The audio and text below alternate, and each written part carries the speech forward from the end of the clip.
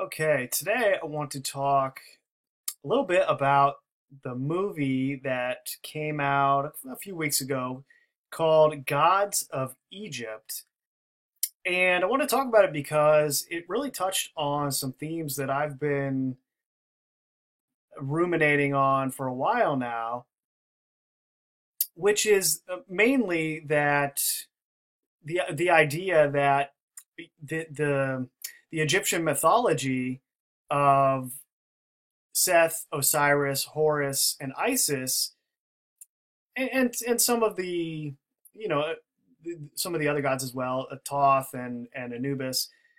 Just the whole story in general, centered around those characters, is really referring to the structure of human anatomy, specifically within the eyes and the brain, and how that relates to perceiving reality, and more broadly, how that relates to this system of civilization that we find ourselves in. Now, of course, before going into this, there are if you study the work of the scholars that spend entire lifetimes looking into um, Egyptian culture and philosophy, like even they will tell, and even if they're ordinary academic scholars in the mainstream, that doesn't they might not have the correct context to view all of this in, but they still spend a lifetime looking into it. So that, they're not stupid in that respect. Like they know a lot about it. Um, even they will tell you that it's there is no one source that lays out a comprehensive and reliable recounting of the myths. It has to be pieced together from many different sources. So I have been in no way been studying any of this for anywhere near as long as a lifetime. But I think with the proper context, you can kind of get right to the point, and save yourself a lot of effort. But so first, I got to point out that this breakdown here of Isis, I didn't come up with it on my own. It was from a website called 020, and it's centered around all things Kubrick and just some of the wild stuff that can be pieced together if you really go through all of his films in a way that is um, not necessarily linear in analysis. But I linked it. I believe it's in the comment section under the Yellow Sun Turns Blue blog post if you want to find the link to it. Because I don't remember which post I saw this in on his website, but I just thought that it was a great insight, and it really makes perfect sense when you consider it, the myth of Osiris and Horus and Set, um, within this context. So the breakdown was Isis, or eyes, or two eyes, right? So the eyes are the eyes, two eyes. And so I did the same thing with Osiris, is just kind of thinking it in that respect. And if you do the same thing with the OS and do O's, so it's two O's, as in two eyes and two irises, right? So with Isis and Osiris, they're married. Right? They're gods, and they're also married to each other, or partners on the throne. Actually, I don't remember if they were married or if they're brother and sister. Who cares? I don't care. But in any event, Isis and Osiris would be the eyes and the irises, right? Which would just be the eyes in general and their ability to perceive. Um,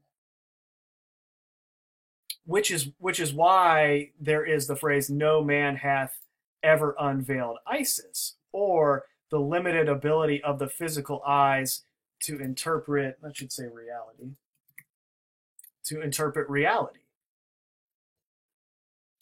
So when you get into the actual myth, we have Set.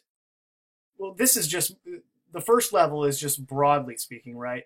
Set, or the sunset, deceives and kills Osiris, the vital principle of nature.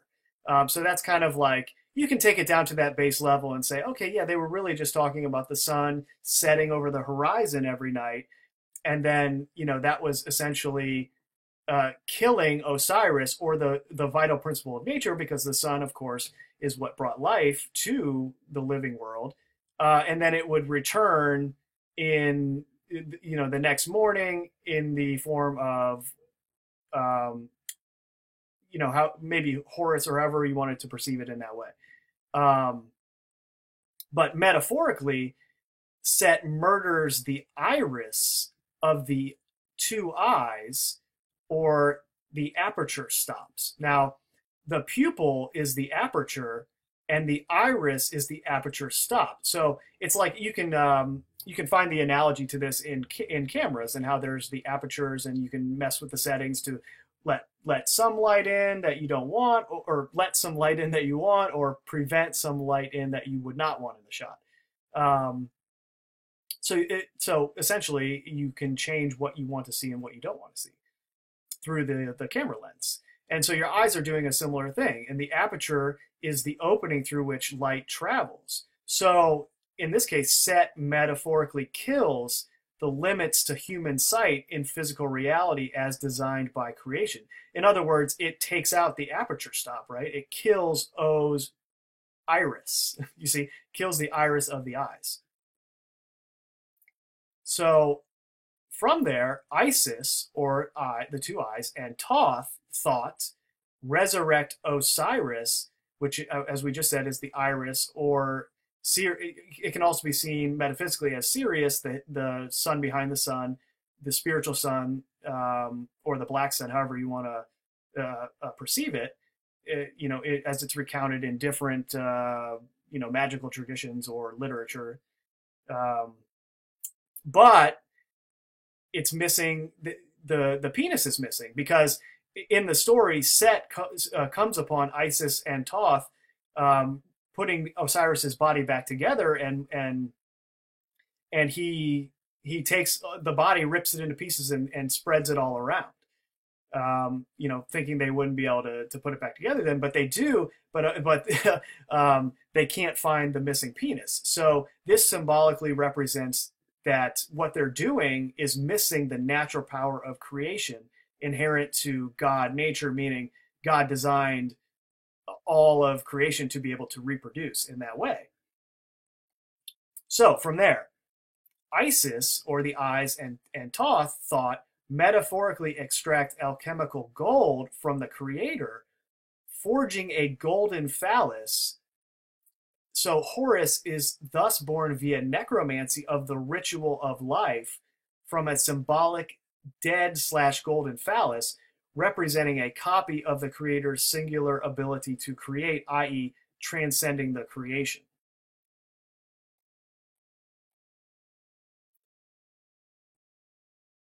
Horus is the son of Osiris, Iris, and Isis, eyes. Thus, the eye of Horus symbolically represents the central brain, the seat of consciousness in Cartesian reductionist philosophy, the hidden black sun, symbolically represented by Sirius. And anybody who's seen, I'm sure, everybody watching this has seen the eye of Horus is clearly representing the central brain and everything that goes along with that, right? Like Rene Descartes said that the pineal gland was the seat of the soul. And then you have the emerald tablets of Thoth, or thought, and the winged beetle, and the thalamus, and that whole that whole idea that I've gotten into in a couple of posts. Let's see, where were we? Here we go. Isis, eyes, and Thoth, thought, hide Horus on an island, or the inner brain, right? The winged beetle, so that Set, chaos of nature, could not find and destroy the birth of the thought form before it grew in strength.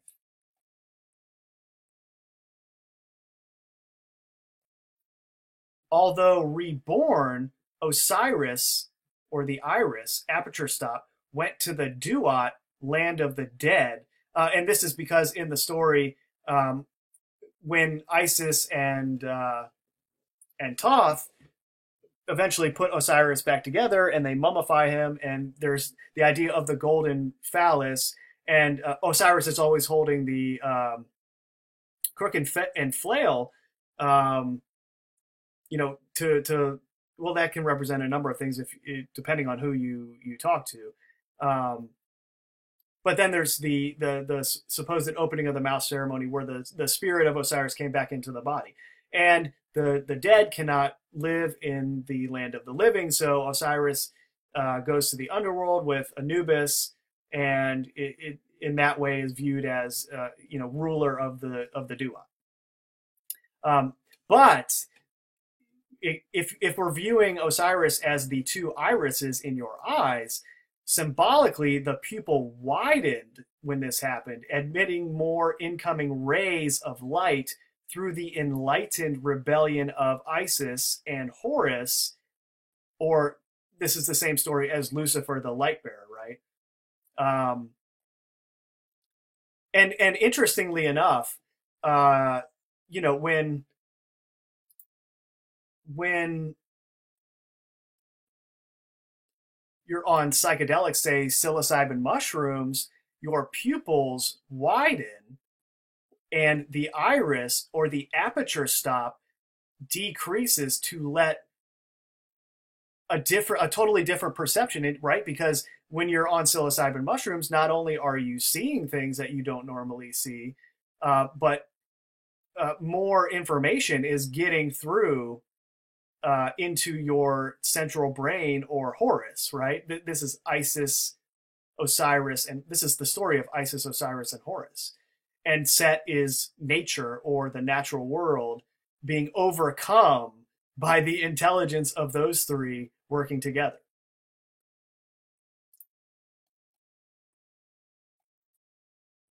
Eventually, Horus, the Luciferian thought form or civilization, casts Set, the chaos of nature, into the darkness, right? That's what we were just talking about. Come back to this.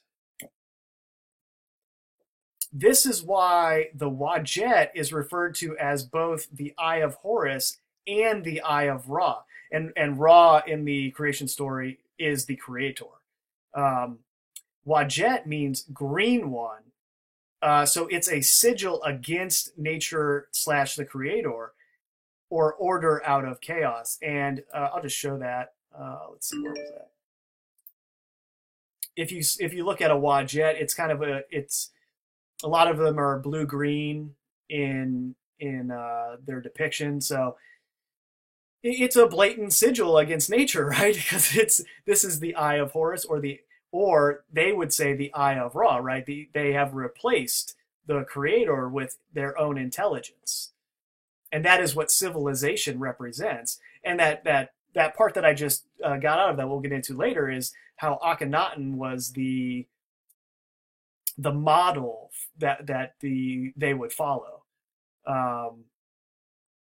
going forward from that point. Oh, and interestingly enough, in a bunch of old churches throughout Europe, there are depictions of the Green Man, and they look kind of weird in a shape like that. And Wadjet, Wadjet literally translates to the green one, and Osiris is typically depicted as green, right? With, well, I guess they say black-green skin, but they say that he symbolizes rebirth because, again, he's the Lord of the Dead because he had to go to the Duat after this whole necromancy thing went down. So that symbolizes rebirth. But you see, as the Green Man, then a lot of the scholars who look into this will say that he also represents, like as Manly Hall said, the vital principle of nature, rebirth in the spring every year, and that's why the green, because green is associated with vegetation and the renewal of life every year in the cycles. And well, we'll just move on. So Osiris is the Lord of the Dead, as that was just saying, and the soul in Egypt was called the Ba. So hence the Bat man who battles the Joker or the Green Man, right? The Joker has green hair. So the Joker in the Batman story is the chaos of nature in the city or civilization, which has no place there. So the Dark Knight uses intelligence and technology to defeat the trickster of nature. So do you see how that's kind of the same exact story as the quote unquote Luciferian thought form overcoming the natural world or order out of chaos? And if you even look like, that's why the Joker has green hair, of course.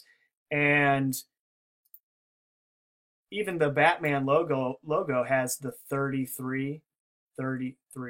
So there's the 33, and 33 is EE, is EE, or again, two eyes.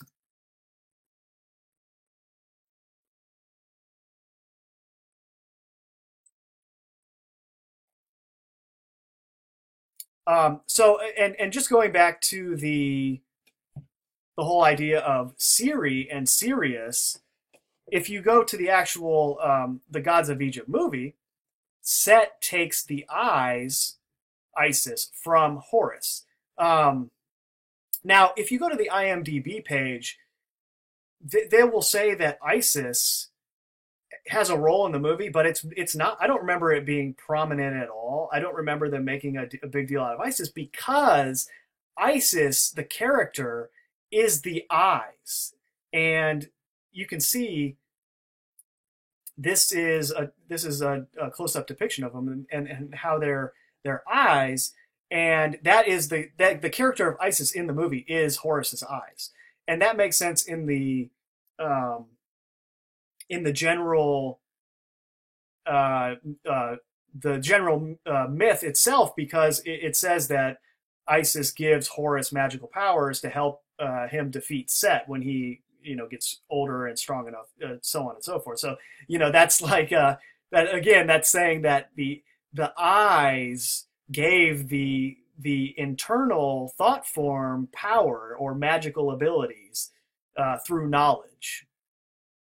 Is what they're trying to explain there, and we'll come back to Sirius in a second, but I think that's what's going on there. Is again, the eyes or Isis are the character Isis itself, as represented as being Horus's eyes.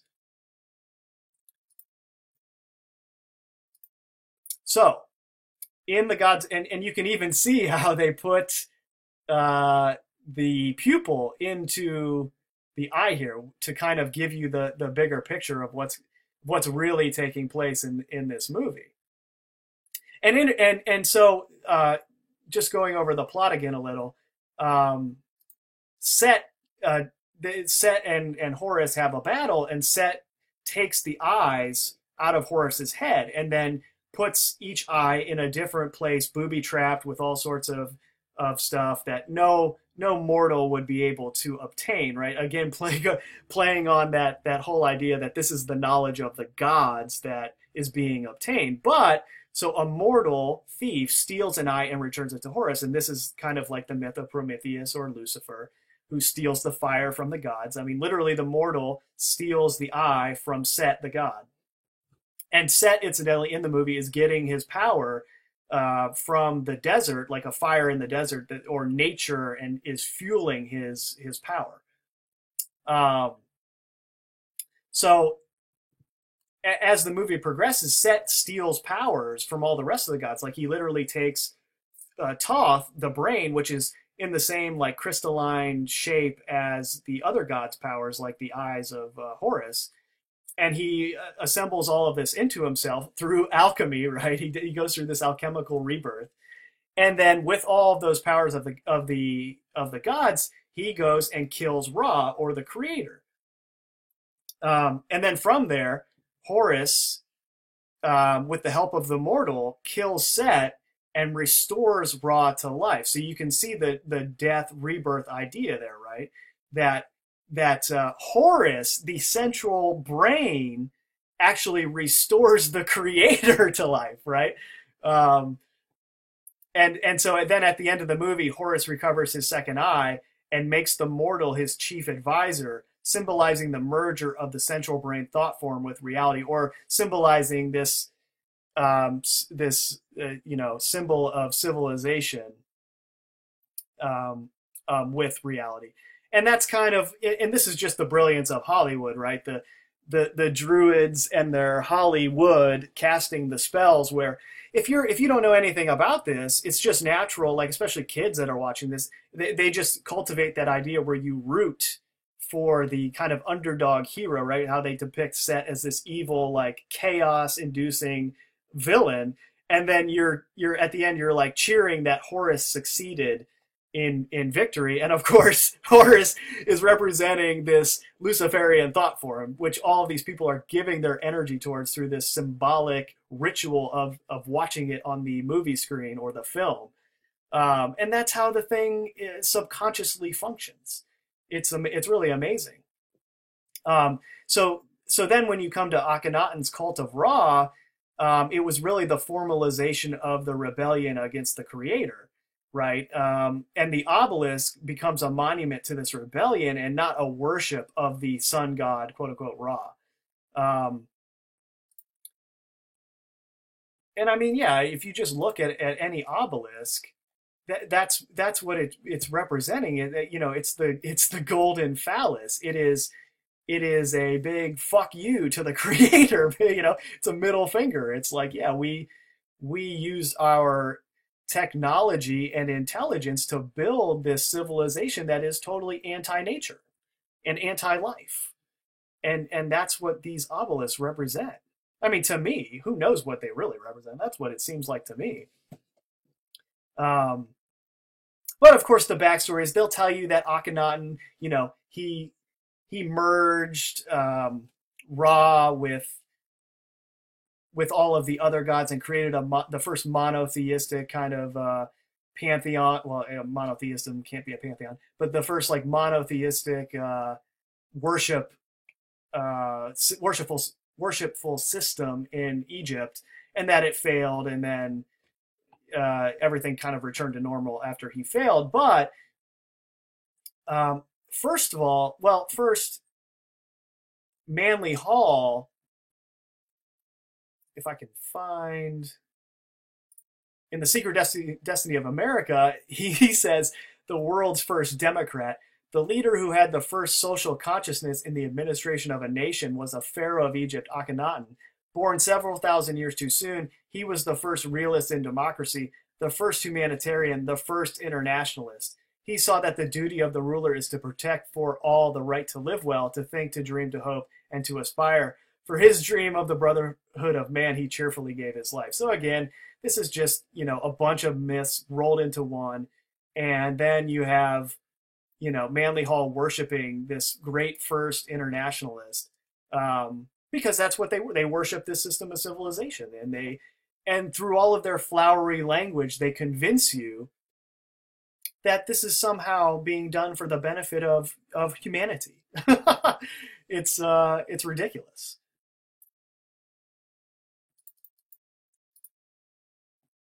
But so that's just kind of the notes I had on all this. And, the more I look into all of this, I mean, I think this is definitely plausible. Um, this interpretation of this myth.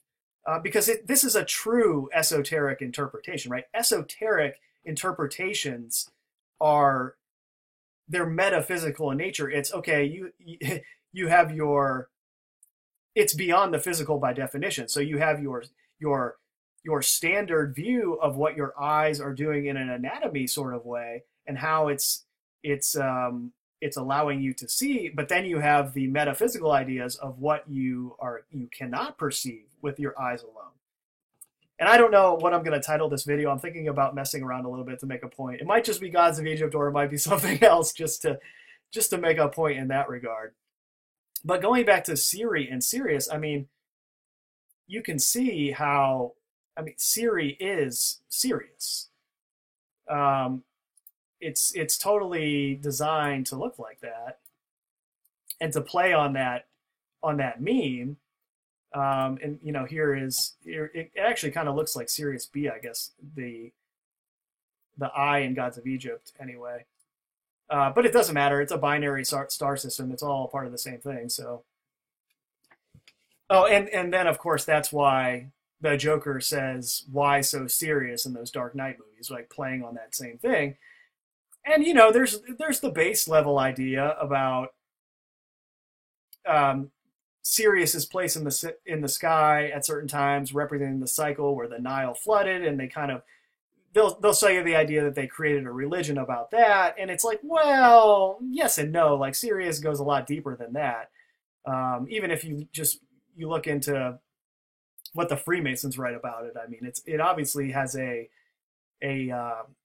a spiritual significance as it represents. I mean, really, it represents the third eye in that belief system. It's the spiritual sun or the internal sun, and they call it, and it's the black sun too, the hidden sun, depending on which tradition you're reading from. But so you can see how Apple plays on this same idea though, where they start with their logo with this would supposedly be Isaac Newton before the apple fell on his head, as it were, and then the idea of gravity and then the scientific revolution that followed. But of course, Newton was an alchemist. So as were all of the quote unquote thinkers in the Renaissance. And well, you could say that it also represents, you know, the tree of knowledge in the Garden of Eden. And then you have the aperture stop being removed, the equivalent of Set killing Osiris, where the rainbow is becoming visible, and then you have the black sun, or the creation of the hidden sun, or Horus, through the bite of the apple. This is the solidification of it. This is the digital synapse, right? And then, you know, it's all right there. Bite into an apple, 666.66. You know, 6 carbons, 6 electrons, 6 neutrons. If you believe atomic science, which, well, I won't even get into that right now, but, you know, taking a bite into the apple, right? You know, there it is. Cybernetics and the New World Order. Um, and I saw this thing, which was kind of interesting too. I don't know who did this. I just saw it in an image search, but apparently if you assign consecutive multiples of 6 to the letters of the alphabet, and then you add the numbers corresponding to the letters in the word computer, you get 666. So there you go. It is the rewiring of the neuroplastic brain.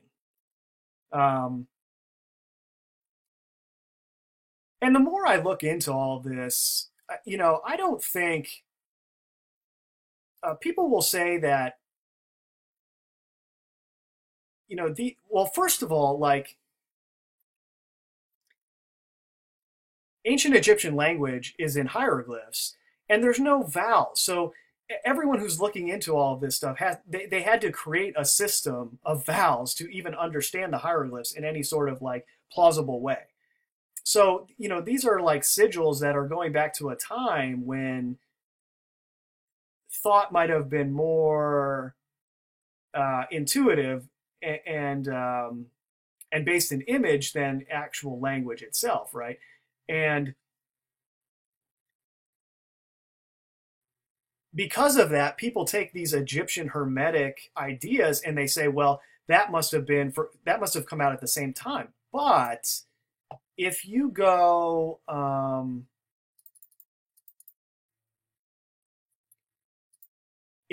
read into the Hermetica, Isaac Casaubon, he proved that many of the texts betrayed too recent a vocabulary and that they were likely from the 1st and 3rd centuries AD. So a lot of these Hermetic, like the Emerald Tablets and the Kabbalion, like those have obviously been written well after the ancient Egyptian culture of like Hermes Trismegistus and Thoth that they supposedly come from. And I think that that idea lends a little bit of validity to this sort of interpretation because the people writing it would have had this knowledge, you know. Not saying that the ancient Egyptians or you know whoever that culture was wouldn't have been way beyond our level of understanding. I mean, who built the Great Pyramid, right? But I just think this sort of interpretation kind of jives with that a little bit. Um, so I think that's pretty much everything that I wanted to go over as far as the gods of Egypt go.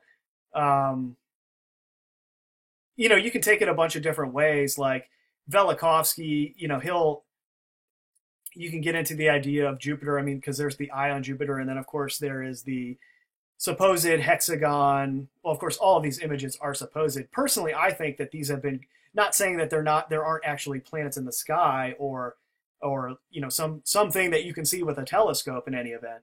But I think these images are obviously you know created to reinforce these belief systems. In you know they reinforce each other like the the Emerald Tablets of Thoth are reinforced by things like you know these pictures because you get into into these ideas and people will talk about like how well Jupiter is Osiris and Saturn is Seth, and then you know that myth is really recounting the ancient catastrophe or you know flood myth, and you know Osiris.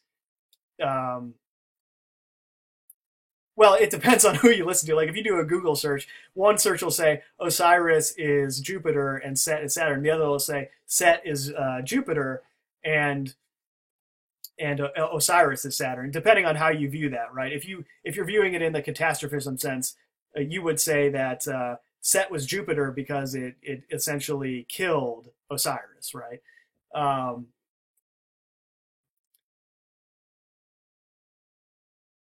but um, just going back to this, like Sir James Fraser, this is an article about Velikovsky and those theories and the Osirian mysteries, and James Fraser, who wrote the Golden Bough, he was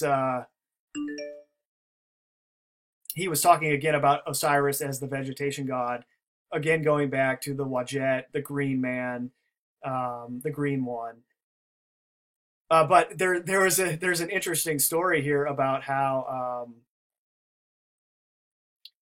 let's see if I can find it real quick.